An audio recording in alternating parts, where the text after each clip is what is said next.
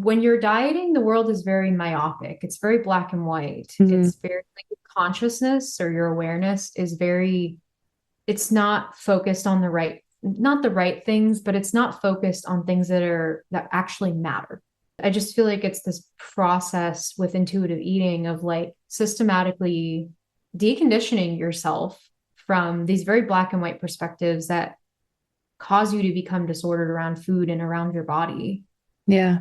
while at the same time, like learning how to come back to yourself, learning how to feel your hunger, learning, oh, when I'm sad and I reach for food, what's actually going on there? Like really expanding your consciousness beyond the black and white, beyond the good and bad, and seeing that true health and wellness is actually, it's about wholeness.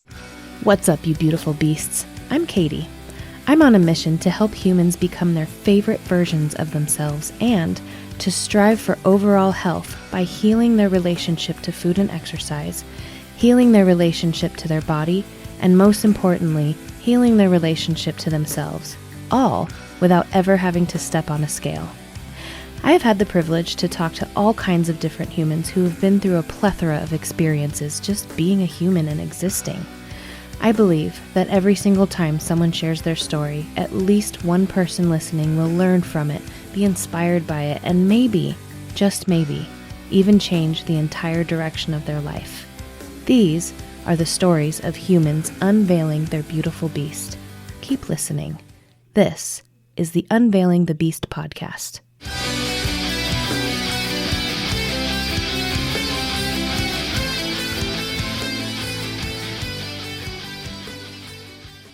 Well, welcome to the show.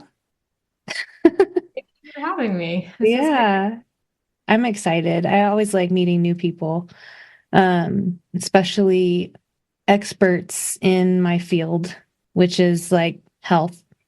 You know, all of it is health, in my opinion. So, can you tell myself and the listeners a little bit about who you are and why you think you might be who you are, if that Oh. makes sense? Yeah. Do you mean me, Leah, or me as my business? So do you want to know about my business or just about me? Whatever is on your heart to share. Okay. Wow. Yeah. Well, I'm a lot of different things, but I would say well, by trade, I'm a dietitian, a registered dietitian. And so I guess that's a good place to start. I do telehealth nutrition for a company called Nourish. I do that part-time. So I see clients through there. And then I also have my business, the Nourish Sensitive, where I do holistic health coaching. So, and many other things that I'm sure we'll get into.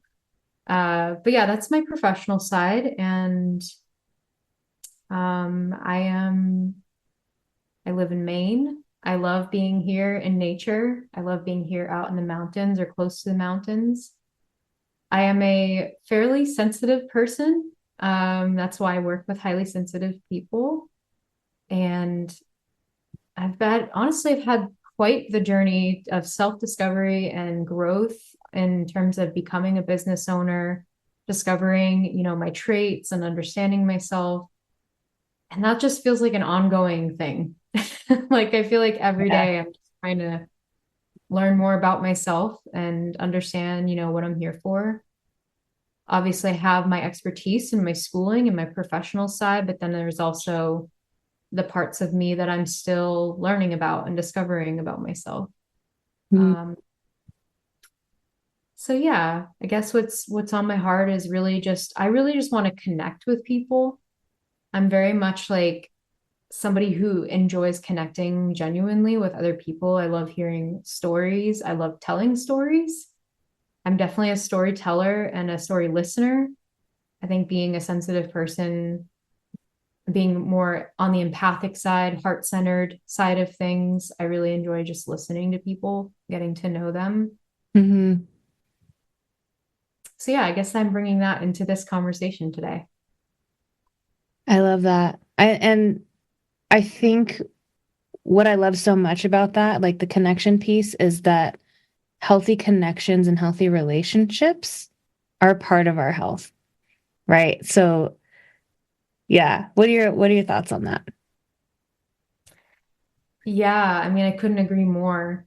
It's, well, on my personal healing journey, I was very fortunate to work with a psychologist who specialized in a particular form of therapy called relational psychoanalysis. And so I learned through working with him just how deeply genuine, honest, authentic, and loving and safe relationships impact our sense of well-being. Like it's just been a huge part of my journey, from going through therapy and then healing my ability to relate with other people in those ways, working with clients from all over the world.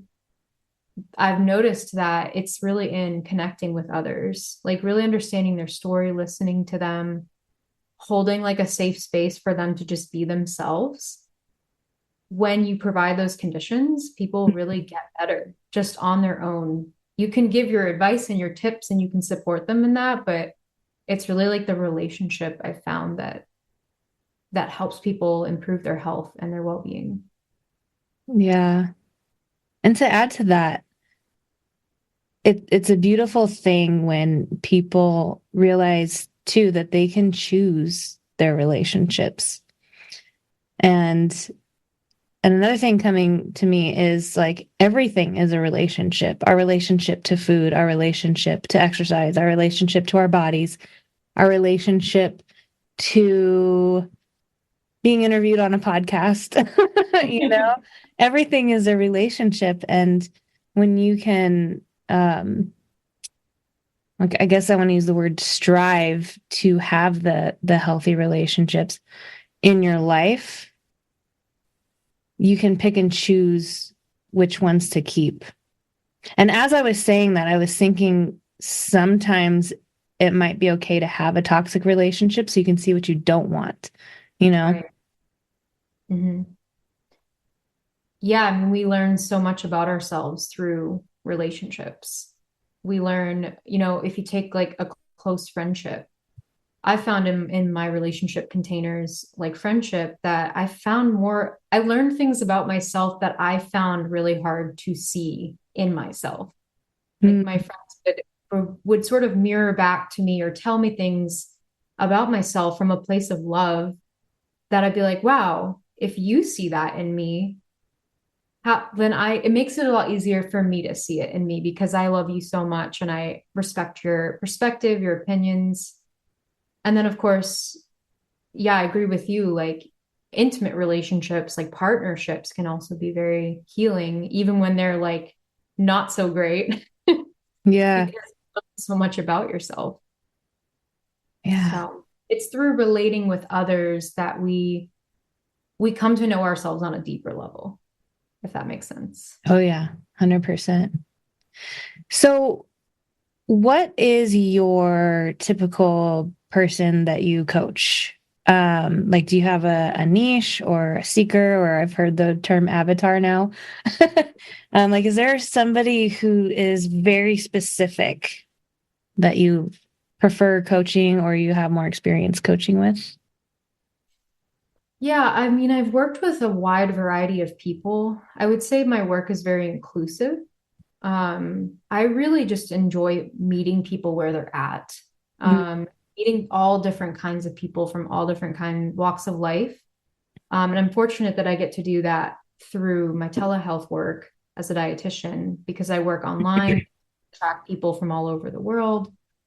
But I would say mostly kinds of people who are drawn to me are typically very sensitive. They're usually they're I like to call them like seekers, like they're seeking out personal growth. They really do want to be like better than they were yesterday. They're working on themselves. Um, However, I do tend to get a lot of perfectionists, folks who are really devoted to their improvement and their growth, but they need a little bit of nurturing and they need a little bit of guidance Mhm. to see that they don't need to be so hard on themselves. They don't need to do everything perfectly. So yeah, I work with a lot of folks like that. I also enjoy and attract folks with neurodivergence, who maybe feel misunderstood or not really supported in some spaces that weren't made for them or weren't intended for them, and they're Mhm. just brain wiring. Um, I personally identify as somebody with neurodivergence and sensitivity. So I just really enjoy like hanging out with my people, Yeah. at each other. Um, and yeah, so I would say the type of people that I work with are varied.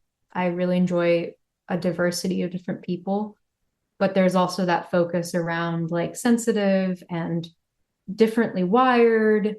Um, and then the last thing I'll say is I support highly sensitive people, but I kind of see it like everyone is an individual, right? Like we might have shared traits, we might have shared interests and things like that, but ultimately, I work with people on a really individualized level, like really intimate and one on one, where I get to know that person and I get to Mhm. know their story in the context of, how they might see themselves. Like I'm a highly sensitive person, or I have ADHD, or, whatever other identities they hold. But I really try to like personalize my work and be really relational, as we were talking about. Yeah. That's so important too, because somewhere along the lines, I know you're not a personal trainer, but somewhere along the lines, personal got like, it's not personal anymore. It's like, hire me, here's a plan, stick to the plan, and let me know how it goes. And it's like, it's so much deeper than that, you know? And so and I also love that you mentioned the perfectionist piece because, um, the people I work with are me 6 years ago. Like I was obsessed with numbers, the number on the scale, how many calories am I eating, how much protein am I eating, all the macros and micros and mucros and like if Yeah. it was off a little bit, I'd be laying in a ball in my bed feeling like a failure. And so the perfectionism that at least what I've seen, that's huge in like the nutrition fitness industry. And I think it's because there's so much pressure put on us from diet culture and from, I hate saying fitness culture, but there's a culture there too it's not good. I mean, as you were saying, like going back to the personal thing, everybody's different and we move differently and we need to eat differently. And so, yeah, those are the two things that stood out for me in what you were saying. Yeah, you said it really well, and you're just absolutely right. Like we coming from a dietitian's background, I was trained in that sort of that approach to health was like it's about food and exercise, and that's how we become healthier. But over time, and also weight being, that pressure to lose weight that comes from diet culture, that comes from society. That was also something that I was like heavily trained in as a dietitian. But as I like continued on and learned and sort of discovered myself, I realized that it goes so much deeper than that. So much deeper than just food and exercise. And as you start to ask those questions and kind of put a microscope on it, then you get into diet culture and fitness culture, and you're like, wow.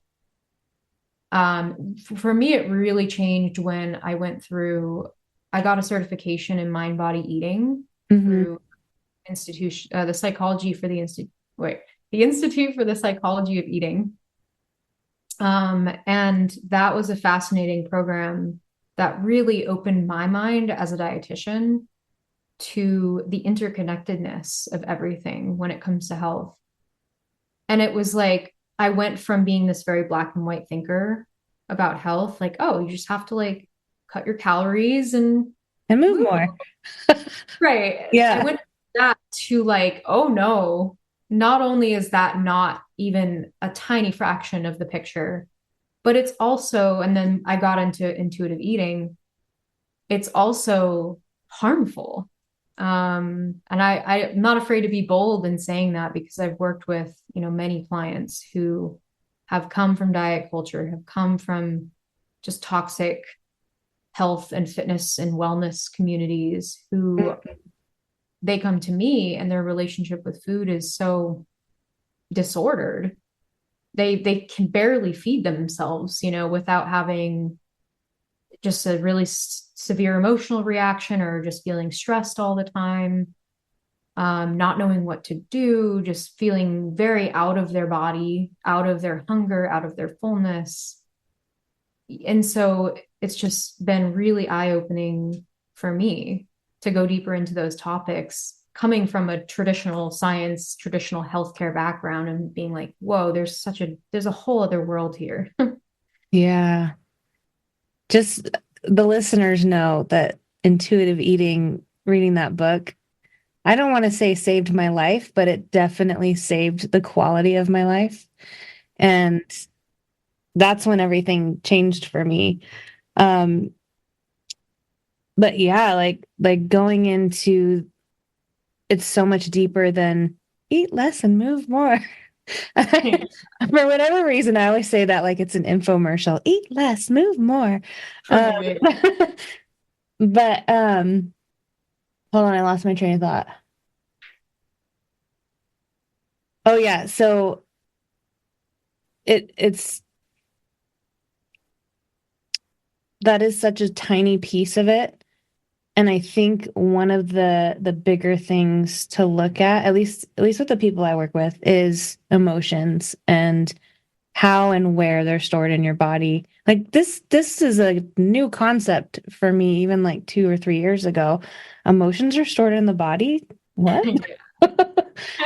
Mind blown. Yeah. So all of this, um, when we realize that it's so much more than just those two things, like how much sleep are you getting? What do your spaces around you look like? Are you set up in your house in a way that makes you functional in your own mind, if that makes sense? What are you doing to de-stress? What do your relationships look like? Are you feeding yourself? Are you eating enough? Are you moving your body in ways that bring you joy? And so, and it can even go deeper than just those things, but yeah, I feel like I'm rambling. Oh no, you're hitting on it. I couldn't agree more. And I think the more I got into that, the more I found, but also the more questions that I had. It was like when you're dieting, the world is very myopic. It's very black and white. Mhm. It's very like consciousness or your awareness is very, it's not focused on not the right things, but it's not focused on things that actually matter. The behaviors that you're doing that are promoting your health, like you said, the relationships. um it doesn't get the big picture. It misses the forest for the trees when you're focused on diet culture. um and I just feel like it's this process with intuitive eating of like systematically deconditioning yourself from these very black and white perspectives that cause you to become disordered around food and around your body, Yeah. while at the same time, like learning how to come back to yourself, learning how to feel your hunger, learning, oh, when I'm sad and I reach for food, what's actually going on there? Like really expanding your consciousness beyond the black and white, beyond the good and bad, and seeing that true health and wellness is actually, it's about wholeness. It's about taking yourself in as a whole person, your friends, your relationships, where you live, how often you sleep, everything that you were kind of listing off. You're not just how much you eat and how much you exercise. You're a whole living person. Yeah.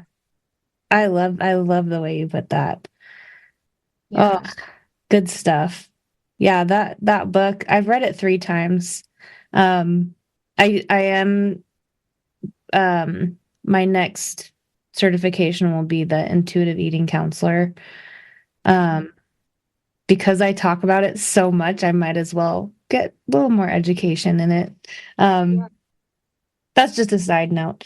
Um, I am curious how this all came about for you. And I love that you said that you're a storyteller because this is a podcast of stories. But I'm interested, like, what happened in your life, if anything, that sparked your interest in nutrition and becoming a dietitian. Um, and then, like, adding to that question, was there a moment? How am I trying to word this? Was there a moment when you've already, were you, when, hold on. How am I trying to say this? Like, how were you introduced to intuitive eating? Did something happen? Or was the book thrown at you? Did someone get mad at you? Like, Yeah, I yeah. know. So part A and part two. Yeah, I think for me, the intuitive eating piece was more about my spiritual journey. Um, I care about not harming people. Mm, I really don't want to cause harm. It's like, it's this deep sense of personal ethic that I have around health. And the more that I learned about, well, healing, going through my own spiritual healing journey, and the more that I learned about holistic health through my certification that I did, and the more that just sat at my desk creating for my business, the Nourish Sensitive, the more I was figuring out, like, okay, this is aligned, this isn't aligned. mm, To people about their weight and helping them lose weight. Because I actually did start out as a weight loss dietitian. Like I was kind of going down that path. But I didn't, when I was doing that, it never felt aligned for me. There was just something there, like nothing that I was saying felt resonant. It didn't feel like me. And I was like trying to make it work because I wanted to grow a business and be successful with the business. But I just was like, no, this isn't me. This trying to get people to lose weight by any means just doesn't feel like me. And so I was like, well, okay, what does feel like me? Like, what are the alternatives to this? And I just started looking, and I did that year-long certification through the Institute for the Psychology of Eating. And it just became so clear to me that dieting is not, it's harmful. Like there's just no way to do that in a way that is going to be nourishing for you. And I'm all yeah. about nourishment. Um, and then I worked with some clients through the Nourish Sensitive who had come to me. One client in particular, she had explored intuitive eating and she was attracted to it. But she was still struggling with wanting to lose weight and not being fully ready to, put weight loss on the back burner and really focus on her relationship with food. So at that time, I didn't know about intuitive eating much. I knew it through hearing about it from other dietitians, but I hadn't like looked into it. But of course, with my client bringing it to me, I was like, well, I probably need to learn about this a little more so I can support her.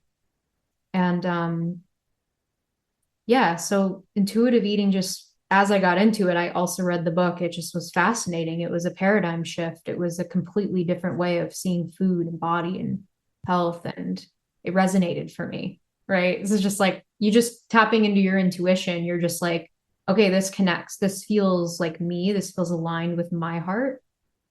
Um, so yeah, it was just kind of a journey of self-discovery, of working with clients and feeling into what what is aligned with my personal value system as a health practitioner and as a dietitian and as a business owner. Yeah. I think I got chills, by the way, when you said it was a paradigm shift. It was, So, it is. yeah. Like for me, it was, I'm a personal trainer and I'm not a dietitian. I'm a certified fitness nutrition specialist from the National Academy of Sports Medicine. Um, and for me, it was always like, well, we know what to do, which is the eat less, move more piece. We all know what to do, but what's the missing piece?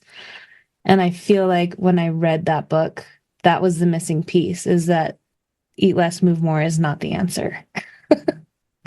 Right. Well, I always like to put it like starving yourself and over exercising, what's that actually going to lead to? The eat less, move more. If you translate those words into what that actually means practically, Mm-hmm.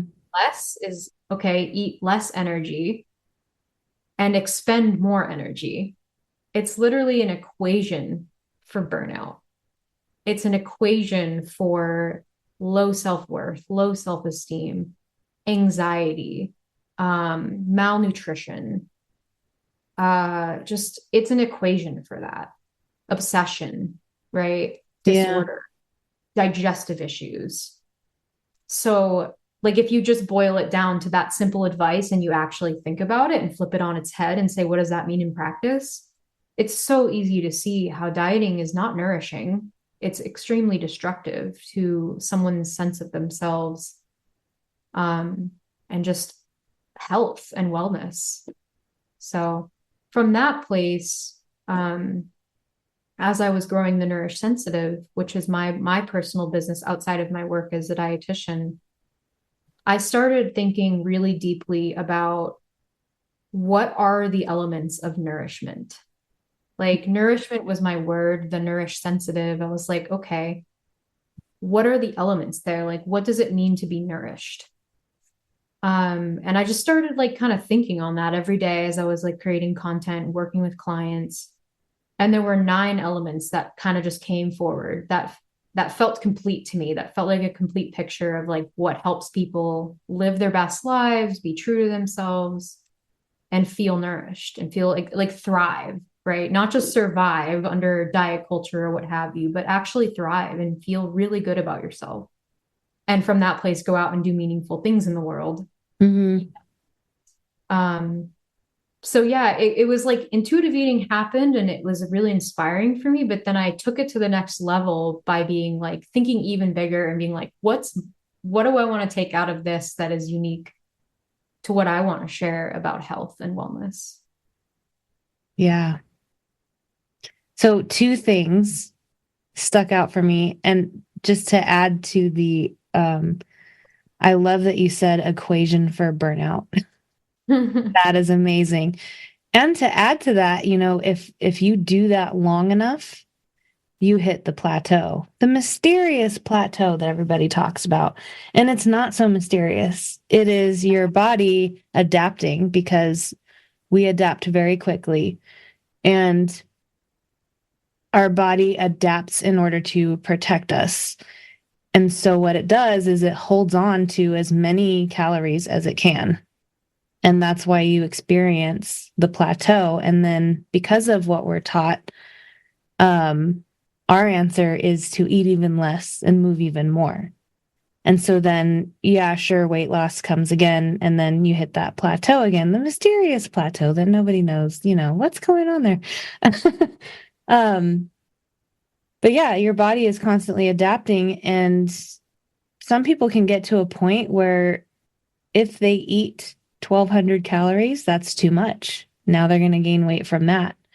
And so this concept of calories in, calories out, yeah, it's yes, and it's nuanced, right? There's so much more that goes into that.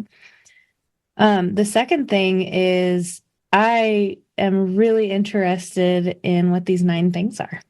9 nourishing factors that you're talking. Yeah.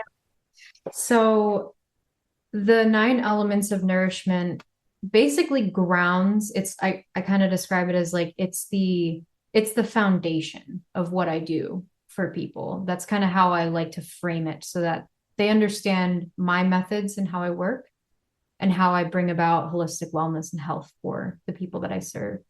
So just a little context there. So the elements there are 9 of them, and there are 3 in each category, and there are 3 categories. So there's 3 mind elements, there are 3 body elements, and there are 3 spirit elements. Obviously the structure there being mind, body, spirit are the things these are the things we have to consider when we think about health. It's not just about mental or mind. It's not just about your body. It's not just about your spirit. It's all 3 of these things. Bring about a whole person, right? So the mind elements are emotional health. We can talk more about what that is. Emotional health, self-empowerment, and value alignment. Those are our mind elements. Those are the 3 things in the sort of mental or conscious space that I have found lead to a sense of nourishment or thriving, specifically in our sensitivity, but for all people as well. Our body elements are holistic nutrition. I call it holistic nutrition because I didn't want to call it intuitive eating, because intuitive eating is a very specific thing. And so I bring intuitive eating into it, right? Working with toxic nutritional beliefs, making peace with food, all the principles that you read about there. But I also bring in, somatic nutrition, understanding the nervous system and stress physiology. How does that affect us? That's not really something intuitive eating specifically touches on. So holistic nutrition is one. Holistic nutrition, digestive health. I put this in a category of its own because if you know anything about the body, the digestive system, our gut, is so immensely important in terms of our overall health. So that is an element of its own, gut health. And then the last one is physical fitness. And I was very intentional in how I worded these. I wanted to be thoughtful about how I worded them because words are so powerful. Yeah. I ultimately decided to go with physical fitness because the word fitness, although it can be a little triggering, right? You think the image it conjures up in my mind is like dudes working out in a gym or like women on a treadmill. But I like to define that word more of like living the life, moving your body in ways that is fit for the life that you want to live. So like if you want to be a marathon runner, by all means, that's your definition of fitness. If you want to be a yoga person, by all means, that's your definition of the body that your life or the life that your body wants to live. So that's how I define that. And then we can go back to these if you have questions. Then we have the spirit elements. So embodiment is the first spirit element. Then we have optimal living. This was another one that I played around with the wording a lot to get it right because I didn't want to optimal living. I didn't want to give people the impression of like, there's some perfect life, that you need to aspire to. And if that's the optimal life, this was more like physical fitness around like, what does an ideal life look like to you? What's your rich life? What's your optimal life? You define that. And from that place, you make empowered choices to align with that life. And then the last one, which I find to be personally the most nourishing or the core sort of nourishing element is spiritual growth. And of course, this one is tough, I feel like, for a lot of people because many people have been hurt by traditional systems of belief and religions and faith systems. But this one is about, I define it as developing a connection with something greater than yourself. That could be God, that could be the universe, that could be something as simple as your personal code of honor, your principles that you live by. But it's this idea that the thoughts in your head that you are identified with, the circumstances of your life that are very stressful, those are not you. And those are not your higher power. Like in order to move into a true sense of peace and thrive and nourishment, we have to develop a connection with something that's not the thoughts in our head or the circumstances of our lives. We have to get we have to embrace like mystery and trust the process, right? Like we're no longer a product to perfect, but a process to become. Um, so yeah, those are the 9 elements. It's a lot. There's a lot in there. I But this love is it. the framework that grounds me and how I help people. I mean, I don't know about you, but it sounds like you have uh some sort of online course in all of that, or 9 online courses. Yeah, I know. Yeah. It's really wonderful. I'm really excited about where this is going because for a long time it was very theoretical. It was just like in my head and I was trying to like bring these pieces together, and be able to communicate it, in a way that people could also understand. Hmm. But I'm finding now that with the launch of the new website and also creating, I have the heart of our brand, the Nourish Sensitive, is our membership community. I call it the garden. Um, it's the Nourish Sensitive Collective. And it's been really fascinating to have conversations in that community space about the 9 elements and start to discover, what people think about it and what topics within those elements they're interested in exploring. Um, so yeah, it's really it's really powerful, and it also feels like something that is beyond me. Like it feels like something that I was given to like communicate, if that makes sense. Yeah. Yeah, I love that too. And I feel like when it is something like that, it's gives us purpose, and it's something like it takes our work and it makes it bigger than us, if that Mhm. makes sense. I don't know if I even use the right words, but it's like I have to do this no matter what.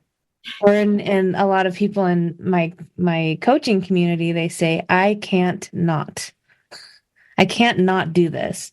I can't not help these people that need the information that I have. I'm not saying that we're God or anything, right? It's just we have something that can help people. So let's help the people, right? Right, right. Like let's put it out there. Let's be really clear about what we stand for. And I think coming on your podcast was this is something I'm really focusing my attention on is like just having conversations, talking about this concept that I feel like that was given to me almost like a gift to deliver to others. And just making those connections for people through these kinds of conversations. Um, it does feel like a purpose. Like I feel like you and I are really aligned on that with just feeling like, wow, this is so powerful. And I've seen this work in my life. I've seen this work in my clients' lives and not just work, but transform people's lives, and just help them feel so much better. So it's like, even if you might be nervous putting yourself out there and like expanding your comfort zone to do the work that you do, it's like you have to get past yourself and just be like, Yeah. it's cool. Yeah, So and also knowing that if somebody doesn't like the work we're doing, it's not an us issue. It's just not aligned. It's not like for me, one of the biggest lessons I had to learn was not everybody's going to like me because I wanted everybody to like me. And now I kind of don't want everyone to like me yeah, I feel because you. that means I can fully be my weird, authentic, goofy self, you know? So, um, I definitely want to keep in touch with you, on all the socials, if that's okay. Yeah, And, definitely. and I'd love to have you back on as a repeat offender. Maybe to go, if you're up for it, maybe to go more in depth with each of your elements. That would be kind of cool. Yeah, absolutely. I would love to do that. Yeah. And even if we hit record and it's just like practice for you, that's cool with me too. Yeah, I appreciate that. It's Yeah. getting the words out is sometimes the hardest part. You're like, it's so big. Yeah.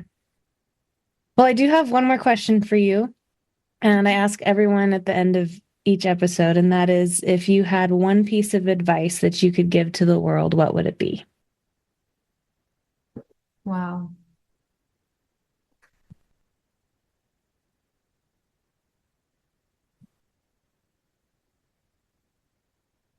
Hmm.